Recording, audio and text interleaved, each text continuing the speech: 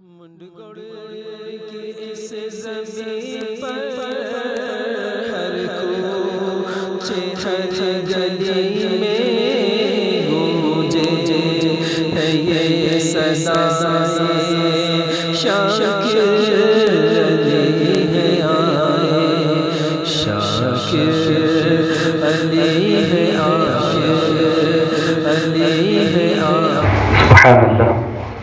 پیارے آقا صلی اللہ علیہ وسلم کے پیارے دیوان، آئیے بلا تاخیر ہم اور آپ اپنی ماتھے کی آنکھوں سے حضور محترم حضرت علامہ مولانا پہلے سے مولانا شاکر علی نوری صاحب دامت برکاتہ العالیہ، یہ اب ان کے سامنے ان کی بڑائی گویا کہ سورج کو دیا کے کہانی کے برابر ہے۔ ہر پل حضرت کو جانتا ہے الحمدللہ۔ تو آئیے حضرت کا خطاب سماعت کرنے سے قبل حسب معمول اہل سنت والجماعت کے رواج کے مطابق حضرت کی بارگاہ میں گناہ عقیدت اسی مسجد کے صدر محترم نور احمد الحاج نور احمد صاحب مبلغ رسول اللہ صلی اللہ علیہ وسلم سے گزارش کرتا ہوں کہ حضرت کی بارگاہ میں گناہ عقیدت پیش کریں۔ نعرہ تکبیر، نعرہ رسالت، علماء اہل سنت، امیر سنی دعوت اسلامی، نعرہ تکبیر، نعرہ رسالت، مسلک اعلیٰ حضرت، عشق و محبت، عشق و محبت، نعرہ تکبیر، نعرہ رسالت۔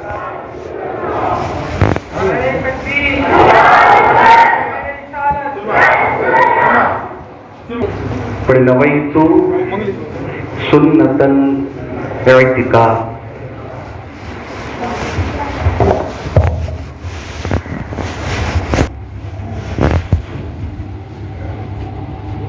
نحمده ونصلي ونسلم على رسوله الكريم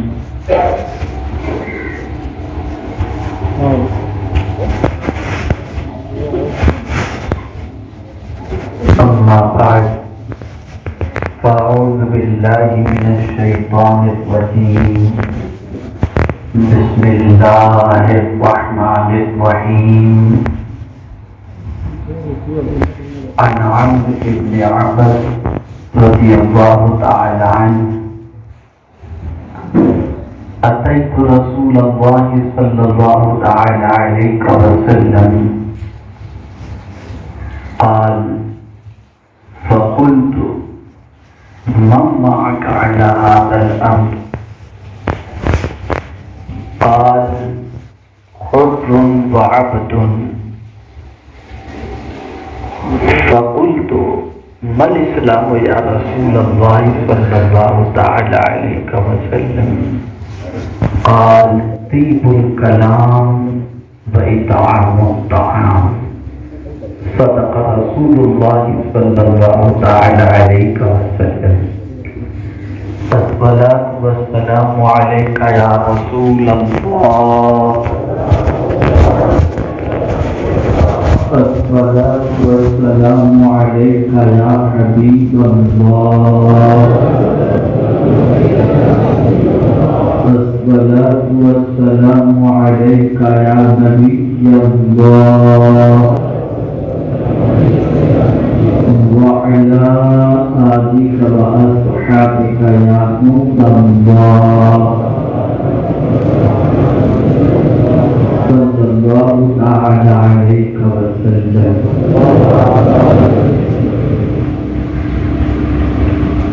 پہلی مرتبہ آپ کے اس علاقے میں حاضری کی سعادت نصیب ہو رہی ہے۔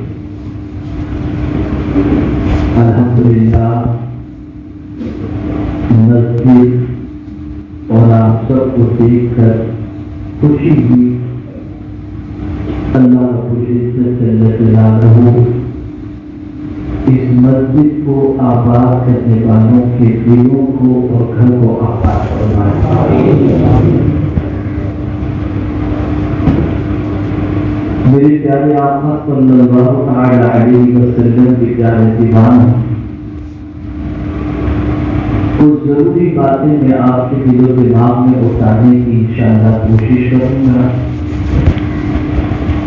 اللہ رب العزت مجھے حق کہنے اور آپ سب کو حق سننے کی توفیق عطا فرمائے. اس وقت کوئی بھی پڑھا لکھا اور سلجھا ہوا مسلمان پوری دنیا میں ایسا نہیں ہوگا جو مسلمانوں کی آج کی حالت کو دیکھ کر پریشان.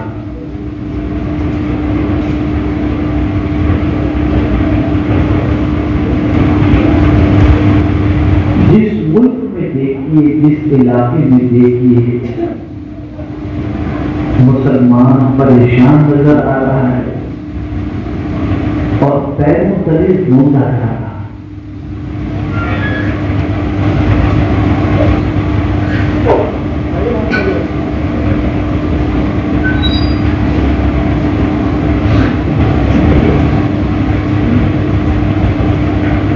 آدمی سوچتا ہے کہ ہم سچے ہیں، کلمہ پڑھنے والے ہیں، ہمارا مذہب سچا ہے، ہمارا دین سچا ہے، پھر ہماری کیا حالت؟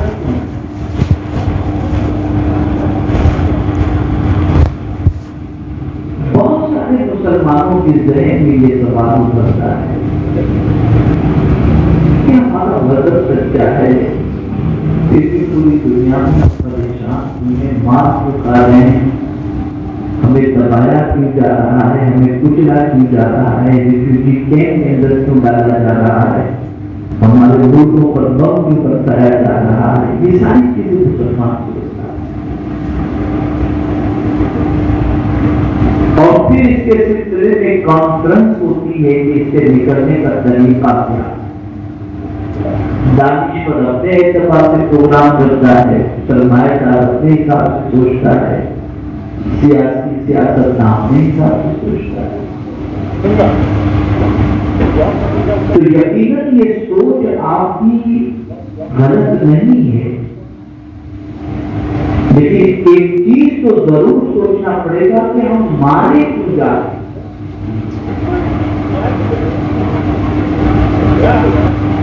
ہم پریشان کیوں ہیں، ہم تباہ اور برباد کیوں ہو رہے ہیں.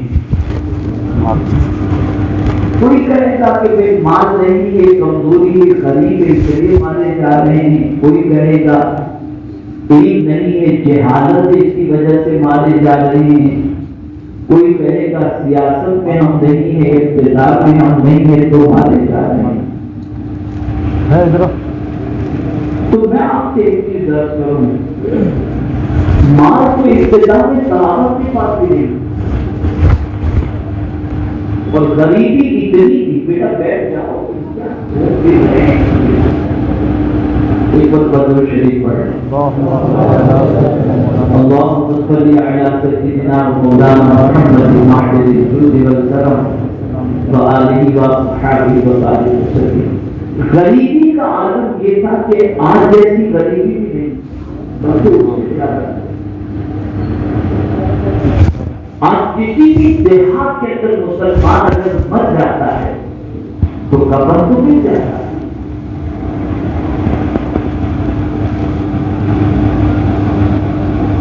قبر کی بھی پریشانی نہیں ہوتی. لیکن جنگ احد کے موقع پر حضور صلی اللہ علیہ وسلم چچا جب شہید ہوئے سیدنا امیر حمزہ رضی اللہ عنہ اور حضرت مصعب ابن عمیر اور دیگر صحابہ، تو جب ایک ہی قبر کے اندر سیدنا امیر حمزہ، حضرت مصعب ابن عمیر، حضرت عبداللہ بن جحش رضی اللہ تعالیٰ عنہ کو جب رکھنے کا وقت آیا تو اتنا کفن بھی نہیں تھا کہ سب کو پہنایا جاتا. ایک چادر اوپر ڈھانپتے تھے تو نیچے کا حصہ کھل جاتا، نیچے ڈھانپتے تھے تو اوپر کا حصہ کھل جاتا.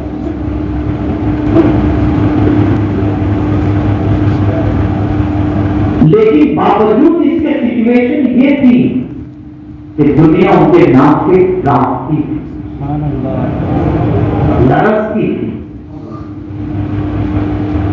غربت تھی، لیکن ایمان بڑا پاورفل تھا،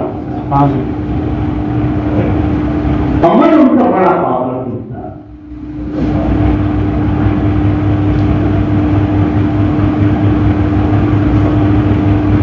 ہم تو یہ سوچ رہے ہیں کہ مسلمان ہیں پھر مارے کیوں جا رہے ہیں؟ تو میں آج آپ کو مختصر اسلام کے بارے میں سمجھاؤں کہ آپ نے جو اسلام سمجھا ہے اس اسلام کے ساتھ ساتھ حضور صلی اللہ علیہ وسلم نے اسلام کیا بتایا، پھر اس اسلام کو ہم اپنی زندگی میں تلاش کریں۔ بہت دھواں نہیں کروں گا، سمجھاؤں گا آپ کے ساتھ زیادہ شور نشیزم کی بھی، کیونکہ میں چاہتا ہوں کچھ آپ لے کر کے آتے ہیں اور مجھے مسجد سے گفتگو کرنے میں بڑا لطف آتا ہے۔ جنت میں اور اللہ اس کے رسول کا ذکر کرنا ہو تو اس سے اچھی جگہ روئے زمین کی جنت مسجد ہے۔ سبحان اللہ۔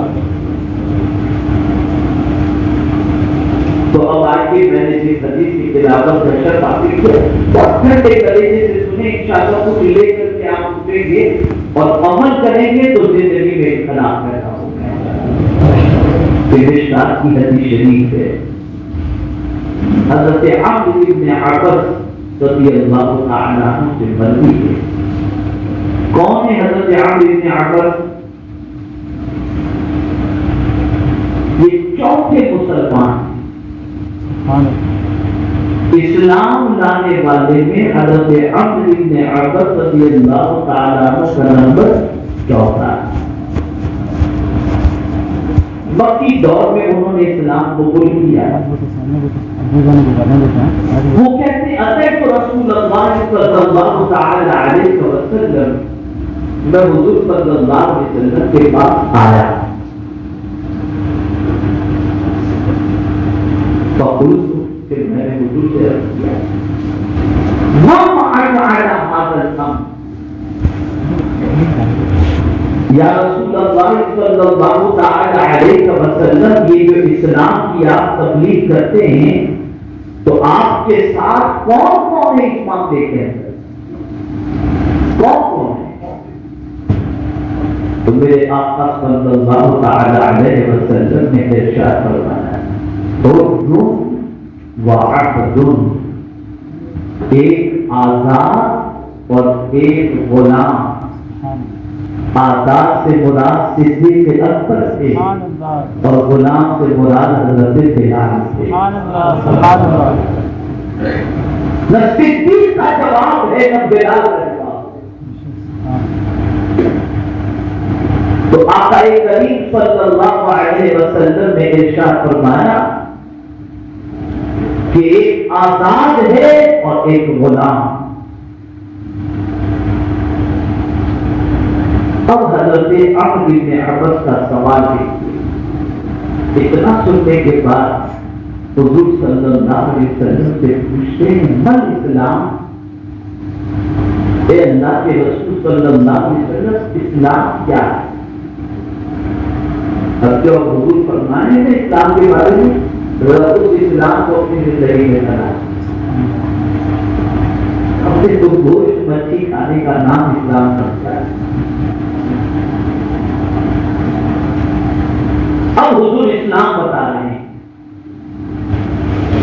پوچھا من اسلام یا رسول اللہ صلی اللہ تعالی علیہ وسلم، اسلام کیا ہے اے اللہ کے رسول صلی اللہ علیہ وسلم؟ تو میرے آقا صلی اللہ علیہ وسلم نے فرمایا، طیب الکلام و اطعام الطعام، پاکیزہ بات کرنا اور کھانا کھلانا، یہ اسلام ہے۔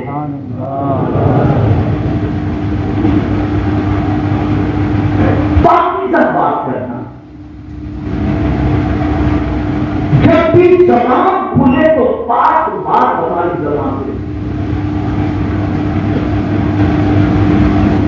ناپاک بات مسلمان کر ہی نہیں سکتا اگر وہ اسلام کے بارے میں جانتا ہو۔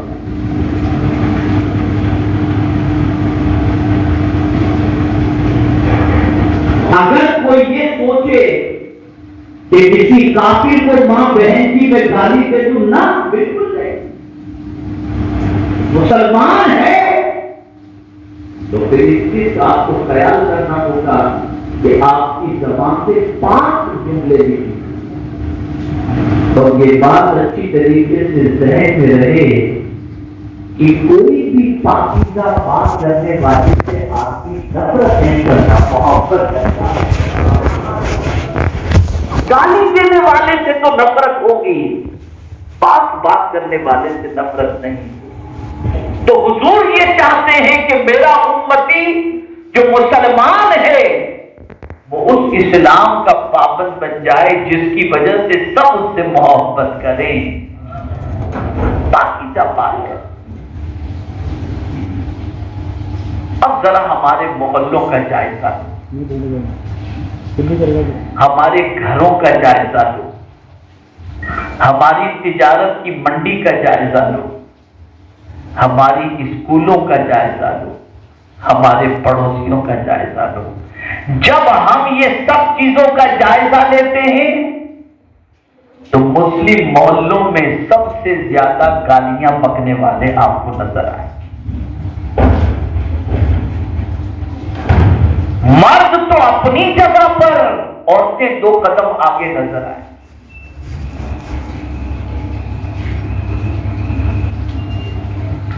اور پھر ان کو دیکھے دیکھے بچے بھی شروع ہو جاتے ہیں۔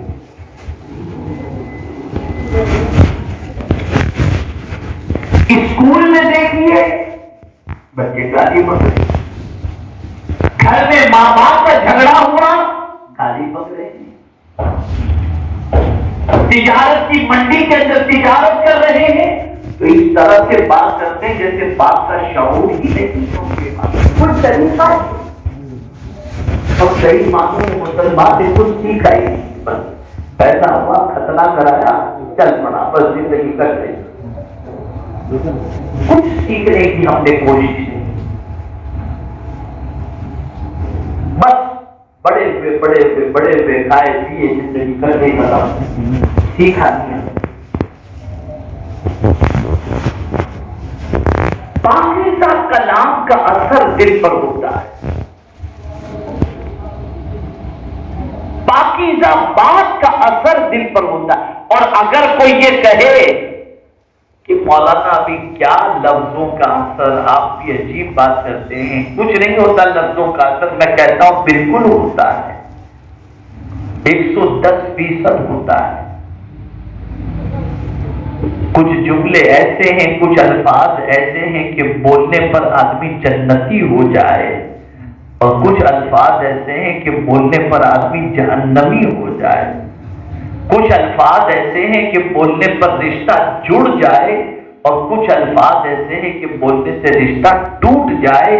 ایک نکاح کرنے والا نوشا اگر کسی لڑکی کو بحیثیت بیوی قبول کرنے کے لیے کہہ دے میں نے قبول کیا تو وہ اجنبی اس کی بیوی بن گئی، اور اگر وہی 40 سال تک زندگی گزارنے کے بعد اپنی بیوی کو 3 مرتبہ طلاق کہہ دے تو رشتہ ٹوٹتا ہوا نظر آتا ہے۔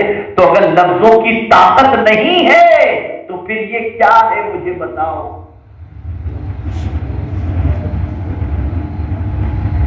اسی لیے فرمایا گیا پہلے تولو پھر بولو۔ یہ نہیں کہ جو جی میں آیا بولتے چلے، نہیں،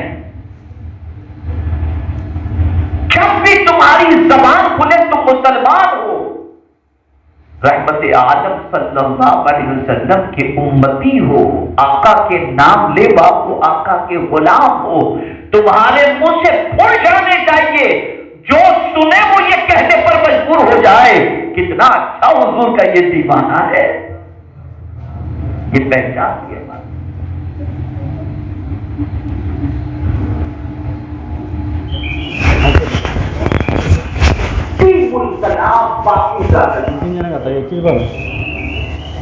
اور پھر یہاں قید نہیں لگائی کہ مسلمان سے ہی پاکیزہ کلام سے بات کرنا، سارے مسلمانوں سے نہیں بلکہ فرمایا سارے انسانوں سے اچھی بات کرو، وَقُولُوا لِلنَّاسِ حُسْنًا، لوگوں سے اچھی بات کرو، اچھی بات کرو، اور اچھی بات کرنے والے کی قدر بھی ہوتی ہے اور دل میں محبت بھی ہوتی ہے، محبت بھی ہوتی ہے۔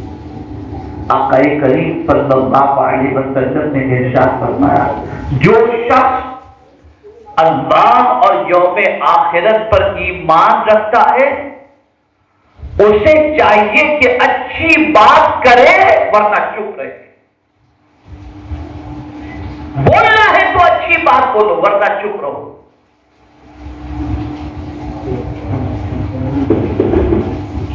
یہ غیبت، یہ چغلی، یہ جھوٹ، یہ مسلمان نہیں کرتا، یہ مسلمان کا شیوا نہیں۔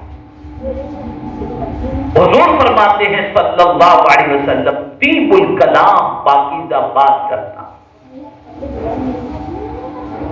آقا کریم صلی اللہ علیہ وسلم نے ایک مقام پر ارشاد فرمایا، الترغیب والترہیب میں یہ حدیث مبارکہ موجود ہے کہ کسی عورت کا بچہ گم جائے یا انتقال کر جائے اور اگر کوئی شخص اسے تسلی کے جملے کہتے تو سرکار فرماتے اس تسلی کے جملے کہنے والے کو اللہ قیامت میں جنت کا لباس عطا فرمائے گا۔ یہ اچھی بات ہے۔ بیمار کے پاس جاؤ تو اچھی بات ہے، لا باس طہور انشاءاللہ تعالی۔ ماں باپ سے بات کرنی ہو اچھی بات کرو۔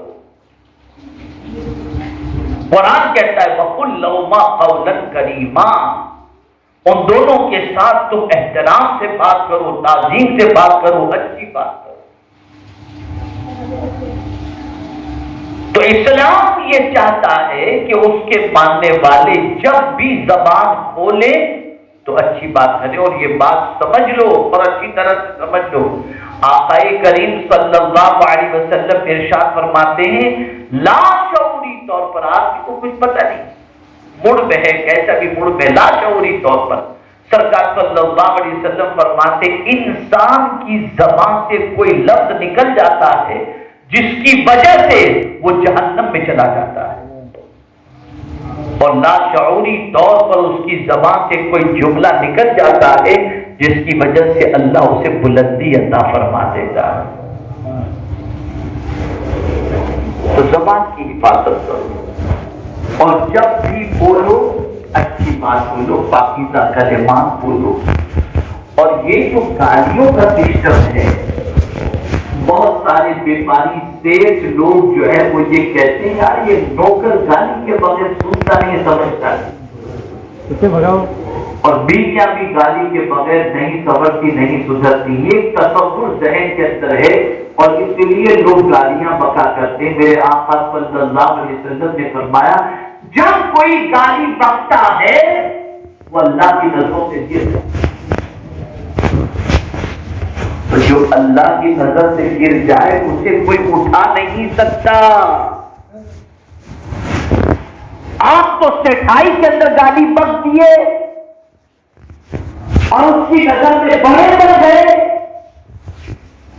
لیکن آقا کریم صلی اللہ علیہ وسلم کے فرمان کی روشنی میں دیکھیں تو اللہ کی نظر سے گر گئے، گر جاتا ہے۔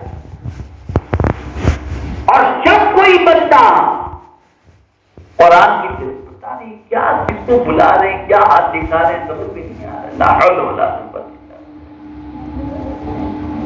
ایک مرتبہ درود شریف پڑھ لیں، اللہم صلی علی مولانا محمد معدل الجود والکرم وعلی وآلہ وسلم۔ آگے آ جائیں، اگر امام صاحب ہیں، عالم ہیں تو آگے آ جائیں، تشریف لے آئیں، آگے آ جائیں، آپ لوگوں کا سب سے آگے۔ ایک مرتبہ درود شریف پڑھیں، اللہم صلی علی سیدنا و مولانا محمد معدل الجود والکرم وعلی وآلہ وسلم۔ تو یہ بات اچھی، یہاں تک فرمایا گیا کہ تم سے اگر کوئی مانگنے کے لیے آئے، آتے نا دروازے پر بھیک مانگنے کی، کچھ لوگوں کی عادت ہے مسلسل مانگتے رہتے ہیں، آج مانگے پھر 10 دن کے بعد پھر مانگنے آ گئے، پھر 10 دن کے بعد مانگنے آ گئے، تو آدمی کہتا ہے تو پیچھے ہی نہیں چھوڑتا، جب دیکھو تب مانگنے کے لیے آ گیا، آدمی جھنجھلا جاتا ہے، جھڑک دیتا ہے، اور کبھی یہ کہتا ہے لے بھائی لے آئندہ مت آنا، آدمی رونے لگتا ہے، پریشانیوں کا ذکر کرتا ہے، تو پھر آدمی دے تو دیتا ہے لیکن ساتھ میں یہ جملہ بھی کہہ دیتا ہے جب دیکھو تب مانگنے آ جاتا ہے، لے بھاگ آئندہ مت آنا کہہ دیتا ہے۔ قرآن اس سے بھی منع کرتا، اس سے بھی منع، قرآن کہتا ہے قول معروف خیر من صدقۃ یتبعها اذى، اچھی بات کہنا، اچھی بات کہنا اس صدقے سے بہتر ہے جس صدقے کو دینے کے بعد لینے والے کا دل بھی دکھا دیا جائے، یعنی ہم نے صدقہ بھی دیا اور اس کا دل بھی دکھا دیا، تو قرآن کہتا ہے اس سے تو بہتر ہے تم یہ کہہ دیتے بھائی پلیز مجھے معاف کر دو، یہ اچھی بات کہنا اس دینے سے بہتر ہے۔ تو قرآن کہاں کہاں اچھی بات کہنے کا ہے وہ، اور پوری دنیا میں جو اسلام پھیلا یہ صحابہ، اولیاء، اغواث، اقطاب، ابدال، ان کے جملوں کی وجہ سے ہی اسلام پھیلا ہے، ان کے اخلاق کی وجہ سے اسلام پھیلا ہے۔ مجھے یہاں پر حضرت امام اعظم ابو حنیفہ رحمۃ اللہ تعالی علیہ یاد آتے ہیں، اللہ ان کے معاصرین کے اندر کچھ لوگ ان سے حسد کرتے تھے، تو کچھ گنڈوں کو ان کے پیچھے لگا دیا تھا۔ ایک بار امام اعظم ابو حنیفہ رحمۃ اللہ تعالی علیہ نماز کے بعد گھر کی طرف جا رہے تھے، کچھ گنڈے پیچھے ہو گئے، خوب گالیاں بک رہے، امام اعظم خاموشی سے چل رہے ہیں، خوب گالیاں بک رہے، امام اعظم خاموشی سے چل رہے ہیں۔ گلی کا ٹرن آیا، وہاں بھی امام اعظم کو انہوں نے گالیاں دی، یہاں تک کہ امام اعظم ابو حنیفہ رحمۃ اللہ تعالی علیہ اپنے گھر کے دروازے تک پہنچ گئے۔ اب دروازے تک پہنچنے کے بعد دروازے کی طرف پیٹ کر کے ان گالی دینے والوں سے فرماتے ہیں کہ بھئی دیکھو میں ابھی گھر کے اندر چلا جاؤں گا نا تو پھر تمہاری بھڑاس دل میں رہ جائے گی، میں ابھی یہاں کھڑا ہوں، جو بولنا ہے جتنا بولنا ہے تم بولو۔ ان جملوں کو سننا تھا کہ گنڈوں نے قدم پکڑ لیا اور کہا جس کی زبان اتنی میٹھی ہو، جس کے اخلاق اتنے اچھے ہوں، وہی امام اعظم بننے کا حقدار ہے، حضور ہمیں معاف فرمائیں اور آج تک کی غلطیوں کو، کوتاہیوں کو درگزر فرمائیں۔ حضور سے رب نے فرمایا، حضور سے تعلیم امت کے لیے وَأَمَّا السَّائِلَ فَلَا تَنْهَرْ۔ کبھی آپ نے سوچا، کبھی قرآن کو اس انداز سے پڑھنے کی کوشش کی؟ اب جب قرآن پڑھنا ہی نہیں آتا تو اس انداز کی بات میں کیا کریں؟ پڑھنا ہی نہیں آتا بہت ساروں کو،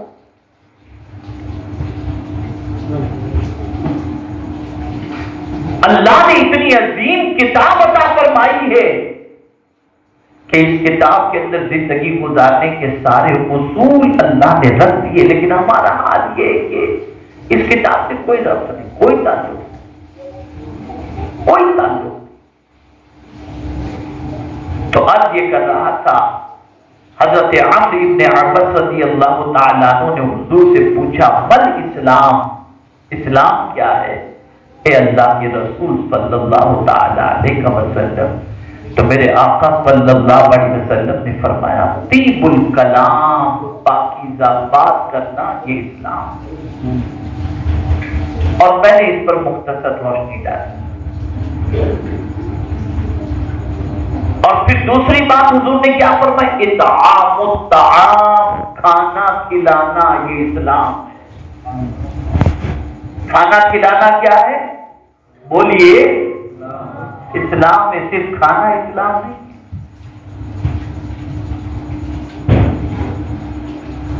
خالی بزرگوں کی نیاز کھاؤ اور سے پاک لنگر کھاؤ، کھلاؤ بھی،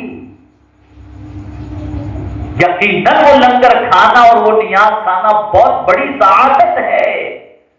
اعلیٰ حضرت عظیم البرکت امام عشق و محمد بیٹھے ہوئے تھے چارپائی پر، تھوڑی دیر پہلے نیاز کا اہتمام ہوا تھا اور نیاز تقسیم ہو چکی تھی، سب نے کھانا تناول کر لیا تھا۔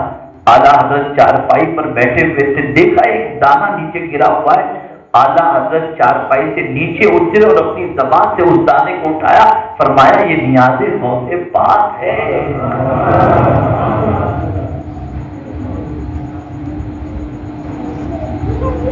اس سے دل کی دنیا بدلتی ہے،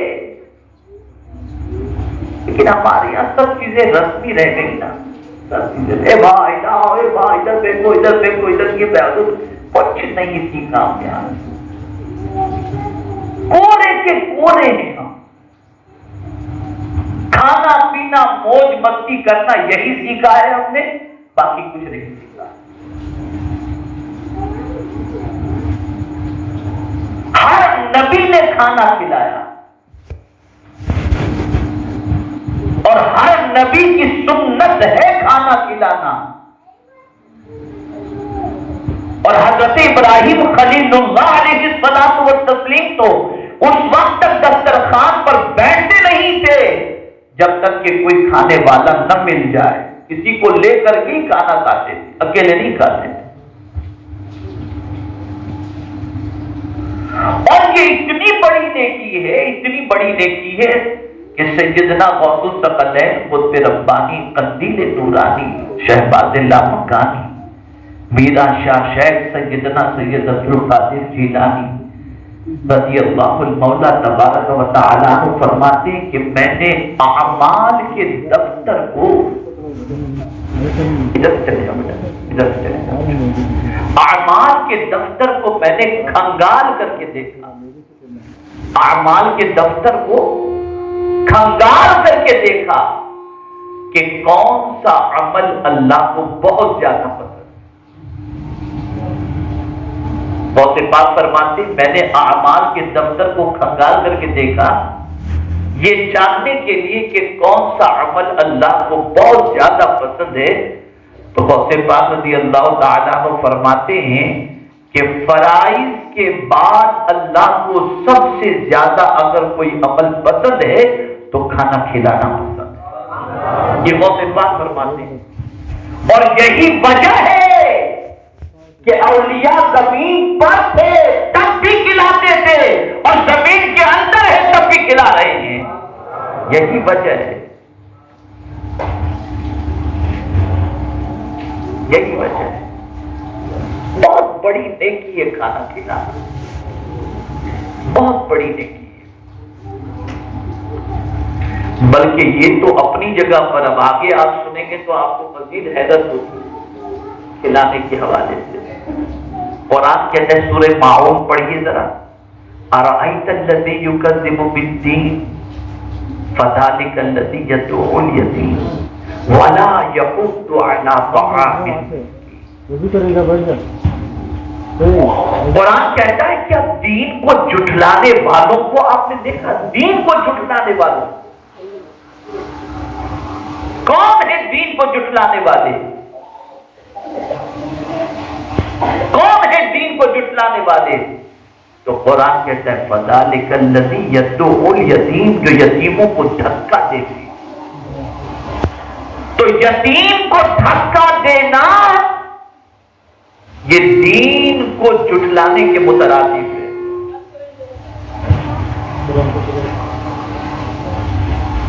اور پھر آگے فرمایا وَلَا يَحُضُّ عَلَىٰ طَعَامِ الْمِسْكِينِ، اور جو مسکینوں کو کھانا کھلانے پر ابھارتا نہیں وہ دین کو جھٹلانے والا ہے۔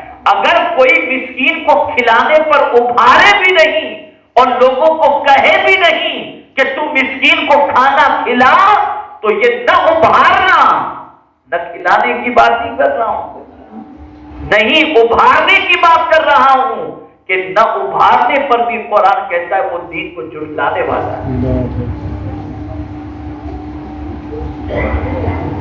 اب اور سنیے، قیامت کے دن رب قدیر ارشاد فرمائے گا فرشتوں سے خذو فغلوه ثم الجحیم صلوه ثم فی سلسلۃ 70 ذراعا فاسلکوه انه کان لا یؤمن باللہ العظیم ولا یحض علی طعام المسکین. فرشتوں سے رب فرمائے پکڑ لو اسے،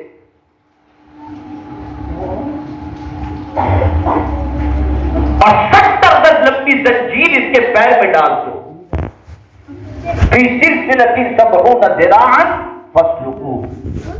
میرے مولا اس بندے نے کیا جرم کیا تھا جس کی وجہ سے اس کے پیر کے اندر زنجیریں ڈالنے کا حکم دیا جا رہا ہے؟ تو قرآن کہتا ہے وجہ کیا ہے؟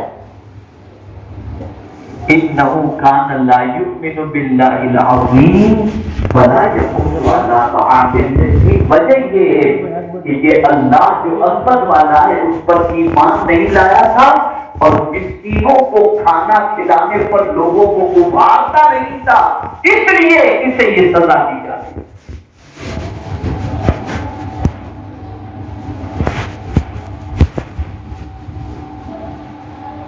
آج سیٹ کی پارٹی تو آج اس کی پارٹی تو آج فرینڈ کی پارٹی تو آج دوست کی پارٹی تو آج یہ پارٹی تو آج فلاں ڈھابے پہ آج فلاں ہوٹل پہ جاؤ کھاؤ، کوئی مشکل مسئلہ نہیں، لیکن خود ہی نہ کھاؤ، بھوکوں کو بھی کھلاؤ، مسکینوں کو بھی کھلاؤ، مسکینوں کے لیے غذا کا اہتمام کرو. بلکہ سنو میرے آقا صلی اللہ علیہ وسلم فرماتے ہیں سب سے بری دعوت اس ولیمے کی ہے جس ولیمے میں غریبوں کو نہیں بلایا جاتا. یہ رشتے کیوں ٹوٹ جاتے ہیں جلدی سے؟ اس لیے کہ ولیمے کی دعوت میں غریب ہوتا ہے. آپ نے 10 آئٹم بنائی، سیٹ آیا کھایا، یار مرچی زیادہ تھی مزہ نہیں آیا، یار اس کی یہاں شادی میں بہت اچھا تھا، بس اتنا ہی بول کے چلا جائے. کیا زیادہ سے زیادہ یہ کہے گا اچھا کھانا تھا، ٹھیک ہے، بہت ویرائٹیز وغیرہ اچھی تھی، ٹھیک ٹھاک تھا بس. لیکن غریب شادی کا اور ولیمہ کا کھانا کھائے گا تو اللہ تعالیٰ اس کے گھر کو آباد رکھے. یار ایسا کھانا اپنے کو نصیب کہاں ہوتا ہے. اللہ اس کو جزائے خیر سے جس نے ہم کو یہ کھلایا اللہ جوڑی سلامت رکھے. اب غریب کھاتا جائے گا، دعائیں دیتا جائے گا، جوڑی اللہ سلامت رکھے گا. لیکن ہم نے یہ سیکھا ہی کہاں ہے؟ اب تو وہ دیکھتے سیریل میں کیا بتا رہا ہے، ٹی وی میں کیا بتا رہا ہے، ہیرو کیا کر رہا ہے، یہ ساری چیزیں ہم کو دیکھنی ہے. قرآن کیا کہتا ہے یہ نہیں دیکھنا. حدیث مصطفیٰ صلی اللہ علیہ وسلم کیا کہتی ہے نہیں دیکھنا. اور پھر ہم کہتے ہیں ہم تو مسلمان ہیں کیوں مارے جا رہے ہیں؟ ذرا یہ اسلام دیکھ لو اپنی زندگی میں. آپ اس اسلام کو تلاش کرو. اور اگر کسی کے گھر راشن بھجوا بھی دیا تو اتنا احسان، تو بھوکا تھا یاد ہے تیرے کو تیرے گھر میں کھانا بھجوایا کرتا. لا حول ولا قوت. اب بہت نقطے کی بات عرض کر رہا ہوں، اسے ذہن میں بٹھائیں. آپ یہ سمجھتے ہیں کہ آپ نے کسی کو کھلایا، آپ یہ سمجھتے ہیں آپ نے کسی کو کھلایا، آپ یہ سمجھتے ہیں کہ آپ نے کسی کو جگہ دی. نہ، یقیناً آپ اپنا گھر دیکھ کر کسی سے کہیں گے مولانا یہ میرا گھر ہے، بالکل آپ سے ہی کہہ رہے ہیں. بینک بیلنس آپ کے پاس ہے، دکان آپ کے پاس ہے، مولانا یہ میری دکان ہے، بالکل آپ صحیح کہتے ہیں. آپ کے نام پر رجسٹر ہوئی تو آپ کی دکان ہوئی. مولانا یہ میری کار ہے، بالکل غلط نہیں ہے، آپ کے نام کی ہے، آپ نے خریدی، آپ کی کار ہے، لیکن کچھ آپ کا نہیں ہے. یہ تو اللہ نے برتنے کے لیے دیا ہے کہ میرے بندے جب تک تو دنیا میں استعمال کر. اب اگر بات سمجھ میں نہیں آتی تو میں سمجھاتا ہوں تھوڑا سا قریب لا کر. اگر گھر آپ کا ہے، مال آپ کا ہے، دکان آپ کی ہے، پیسہ آپ کا ہے، گاڑی آپ کی ہے، تو مرنے کے بعد قبر میں لے کر کیوں نہیں جاتے؟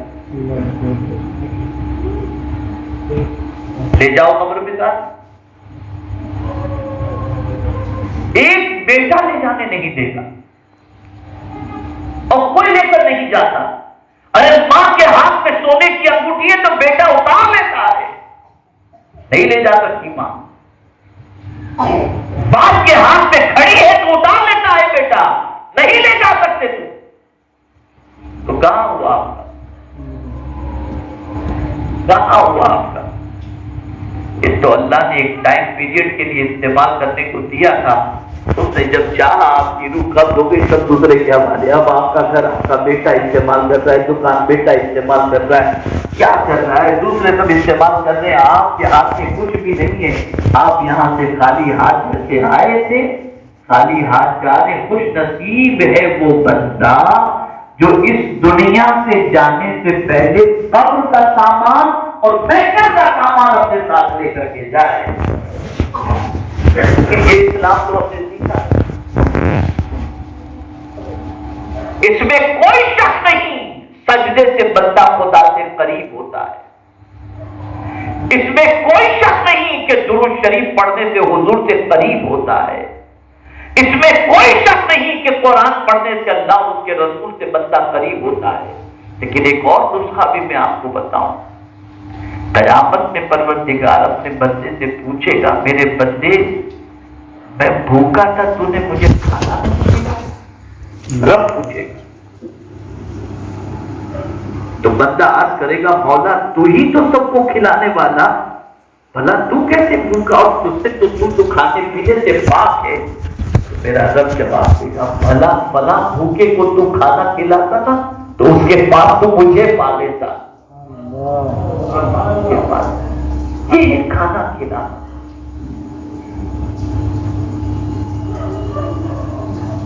اور یہ میرا جملہ کہیں نوٹ کر سکتے ہو تو دل کی تختی پر نوٹ کر لو, کھلانے والا کبھی بھوکا رہتا ہی نہیں. یہ نوٹ کر لینا میری بات. یہاں تو بڑی ہے.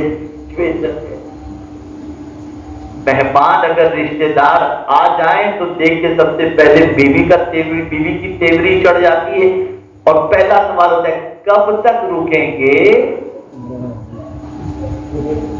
اور ہم یہ سمجھتے ہیں مہمان آیا اس کو کھلانا پڑے گا, پکا کر کے دینا پڑے گا. میرے بھائی, مہمان بعد میں آتا ہے گھر پر. 40 روز پہلے اس کا رزق تمہارے گھر پہنچا دیا جاتا ہے. اور جب مہمان تمہارے گھر سے رخصت ہوتا ہے, کچھ لے کر نہیں جاتا, اس کے صدقے میں اللہ تمہارے گھر کی بلاؤں کو دور کر دیتا. اسی لیے مولا علی کرم اللہ تعالی وجہہ الکریم کہ یہاں اگر 7 دن کے اندر کوئی ایک مہمان نہ آتا تو روتے تھے اور کہتے تھے, اے اللہ تو ناراض تو نہیں ہے کہ میرے گھر مہمان نہیں آیا. یہ اسلام کی سیکھ ہو, یہ بھی سیکھنے کا, یہ بھی سیکھنے. اور کھلانے میں صرف سیٹیوں کو مت دیکھو کہ سیٹ کو ہی دعوت دو, منسٹر کو دعوت دو, پیسے والوں کو دعوت دو. نہیں, آپ ان کو ضرور کھلاؤ, لیکن خاص طور پہ تلاش کرو مسکینوں کو, خاص طور پر تلاش کرو پریشان حال بھوکوں کو, اور خاص طور پر یہ بھی دیکھو کہ پرہیزگار کون ہے. اگر کوئی پرہیزگار ملے تو اسے ضرور کھلاؤ, اس لیے کہ وہ تمہارے گھر کا کھانا کھا کے اللہ کا ڈر اختیار کرتے ہوئے اللہ کی بندگی کرے گا تو اس کا ثواب بھی اللہ تمہیں عطا کرتا ہے. یہ سب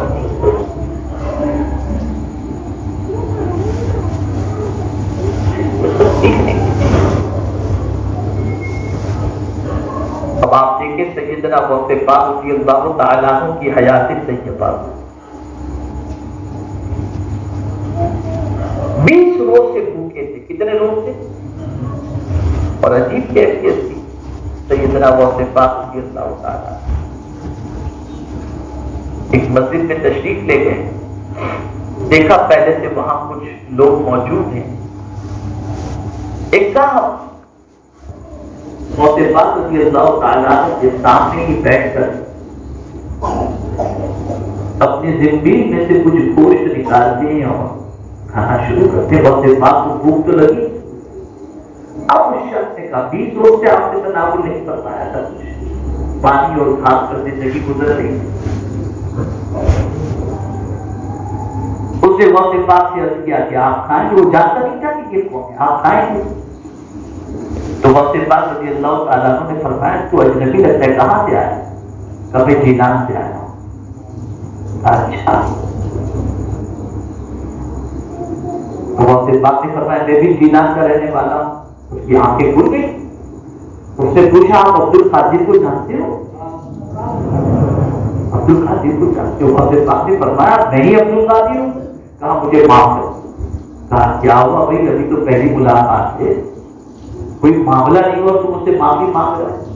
تو اس نے کہا کہ میں جب جیلان سے بغداد آ رہا تھا نا، تو آپ کی والدہ نے کچھ پیسے مجھے دیے تھے کہ میرے بیٹے عبد القادر کو دے دینا۔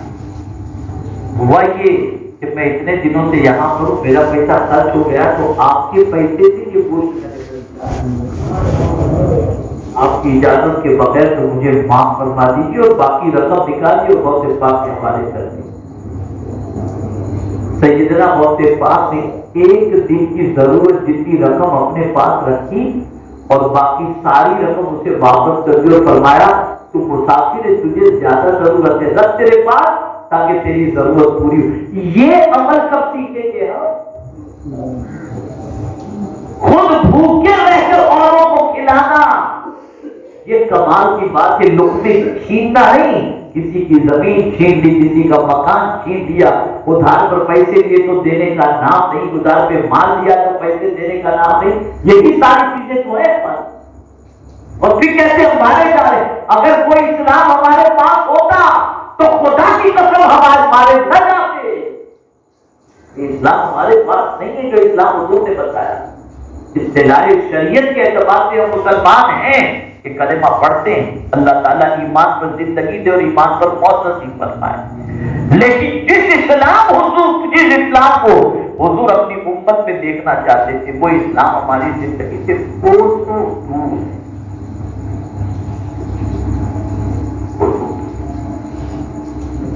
اس اسلام کو اپناؤ۔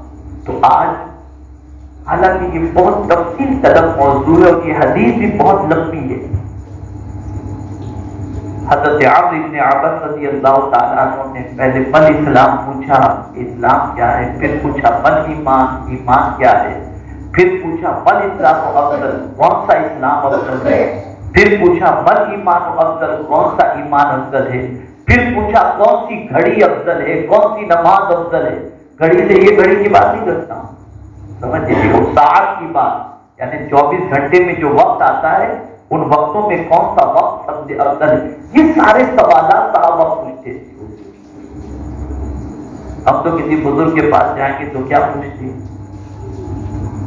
ہمارے سوالات، ارے بزرگ کے پاس جا کر سوالات کو چھوڑیے، کعبے کے سامنے بھی جا کر اے میرے اللہ گھر دے دے، مکان دے دے، بلڈنگ دے دے، پیسہ دے دے، دولت دے دے، بس یہی ہائے دنیا دنیا دنیا، بس اسی پہ لگے ہوئے۔ صحابہ ہوشیار تھے، عقل مند تھے، وہ جانتے تھے کہ دنیا میں کیا، آخرت میں اور دنیا میں جو چیز کام آنے والی ہے وہ حضور سے پوچھو تاکہ حضور بتائیں تو دنیا بھی سمجھ جائے اور آخرت بھی سمجھ جائے۔ اپنی سوچ بدلو اور اس اسلام کو اپنی زندگی کے اندر نافذ کرنے کی کوشش کرو۔ جب بھی بولو پاکیزہ کلمات بولو، ورنہ چپ رہو۔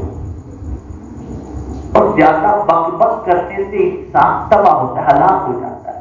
پھر وہ جھوٹ بھی بولے گا، پھر چگلی بھی کرے گا، پھر غیبت بھی کرے گا، پھر غلط کام بھی کرتا ہوگا۔ جتنا ہو سکے بس غوث پاک رضی اللہ تعالیٰ عنہ یا کسی بزرگ کا قول ہے، بڑی پیاری بات انہوں نے فرمائی کہ نجات اگر چاہتے ہو تو چپ رہنے میں نجات، چپ رہنے میں کیا کر رہے ہیں؟ اوٹے پہ بیٹھ کے گپ شپ کر رہے ہیں، گپ شپ، یہ سب چیزیں چل رہی اور نام اعمال کو گناہوں سے بھر رہے ہیں۔ اس کی غیبت، اس کی چگلی، اس کی برائی، یہ وہ اور کرنا۔ جہاں تک گستاخان رسول کی بات ہے ان کی مذمت تو کرنا چاہیے، یہ قرآن و حدیث سے ثابت ہے، لیکن آپس میں نہیں۔ ان چیزوں سے احتیاط برتیں اور زبان کو جب بھی کھولیں تو زبان سے پاکیزہ کلمات نکالیں کھانا کھلائیں اور یہ بات یاد رکھیں کھلانے سے کبھی کم نہیں ہوتا، اور خاص طور پر تلاش کرو ایسے مسکینوں کو اور فقراء کو جن کے گھروں میں چولہا نہیں جلتا، خاموشی سے ان کے دروازے پہ جا کے رکھ کے آ جاؤ، ان کے گھر میں پہنچا کر کے آ جاؤ، اور کبھی یہ نہ سمجھنا کہ آپ یہ کر رہے ہو، بلکہ یہ سمجھو اس کے حصے کی روزی اللہ نے مجھے دی ہے جو میں اس کے گھر تک پہنچانے جا رہا ہوں۔ یہ سوچ بناؤ تو مولا بھی راضی ہوگا اور اس کے حبیب صلی اللہ علیہ وسلم بھی راضی ہوں گے۔ انہی کلمات خیر پر میں اپنی گفتگو کو ختم کرتا ہوں، اور امید کرتا ہوں کہ اتنا ہی درس اگر آپ نے یاد رکھا اور اس پر عمل کیا تو آپ کے لیے بھی مفید ہوگا اور میرے لیے بھی سامان آخرت بنے گا۔ وما علینا الا البلاغ المبین۔ السلام علیکم ورحمۃ اللہ وبرکاتہ۔ اچھا، جو حضرات حضرت سے بیعت لینا چاہتے ہیں اس طریقے سے حضرت ارشاد فرمائیں، آپ حضرات اسی طریقے سے پڑھنے کی کوشش کریں۔ بسم اللہ الرحمن الرحیم۔ استغفر اللہ ربی من کل ذنب واتوب الیہ۔ توبہ کرتے ہیں پچھلے سارے گناہوں سے، آج کے بعد ہر گناہ سے بچنے کی کوشش کروں گا۔ میں سلسلے قادریہ نوریہ برکاتیہ میں داخل ہوتا ہوں۔ اے اللہ مجھے غوث پاک کے غلاموں میں قبول فرما، قیامت کے دن ان کے ساتھ حشر فرما۔ وصلی اللہ تعالی